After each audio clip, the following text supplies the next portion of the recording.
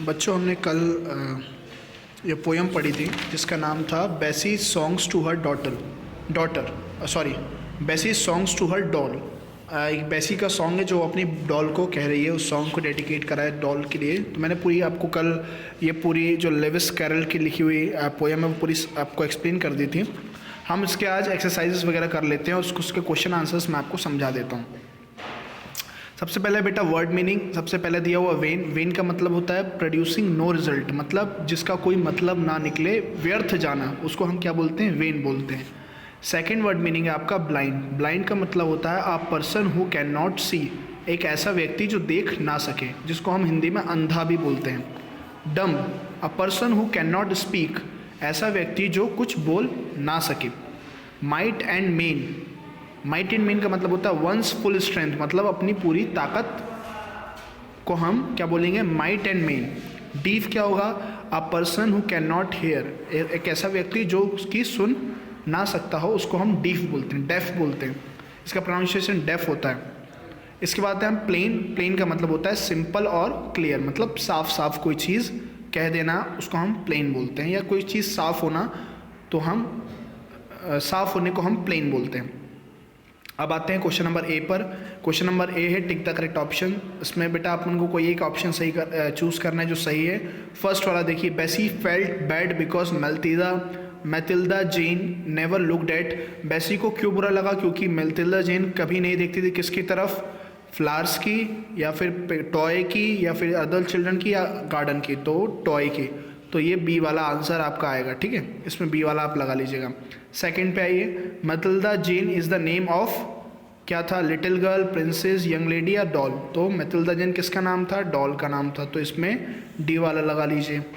Third में आइए, Bessie's things that Mathilda Jane is blind, deaf and dumb. तो ए पे लगा लीजिए कि बेसी क्या सोचती थी कि उसकी जो मैथिल्डा जेन डॉल है वो क्या है? ब्लाइंड है, डेफ है और डम भी है।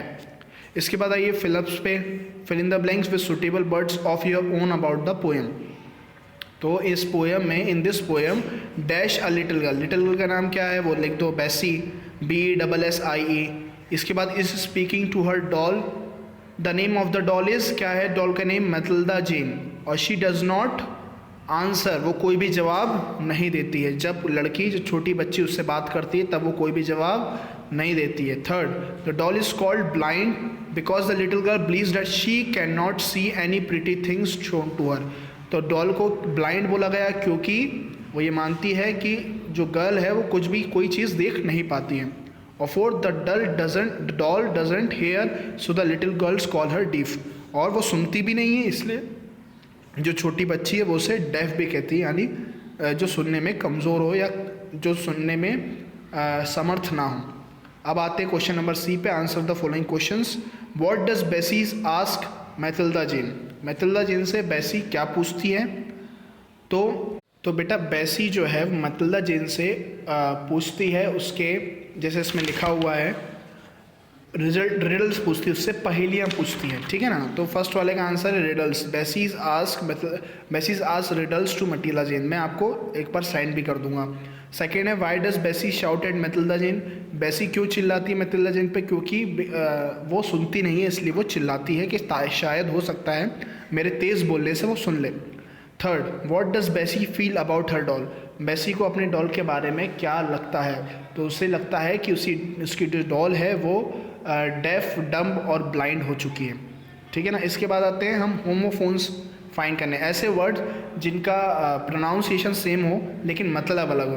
तो टेल्स का ये टेल्स हो जाएगा TALES। ये वेन का VAIN वेन हो जाएगा। प्लेन का PLAIN प्लेन हो जाएगा।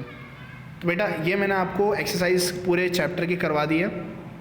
अब सिर्फ आपको क्या करना है, क्वेश्चन नंबर सी करना है, जो कि मैंने समझा दिया है। बस मैं आपको व्हाट्सएप पे इसके आंसर्स सेंड कर दूंगा, तो आप लोग आराम से वो कर सकते हैं और अपना ये जो पोएम है बेसीज सॉन्ग्स टू हर डॉटर वो कंप्लीट हो जाएगी। इसके बाद अपन नेक्स्ट जो भी आएगा ग्रामर या इंग्लिश, वो मैं आपको नेक्स्ट क्लास में बताऊँगा।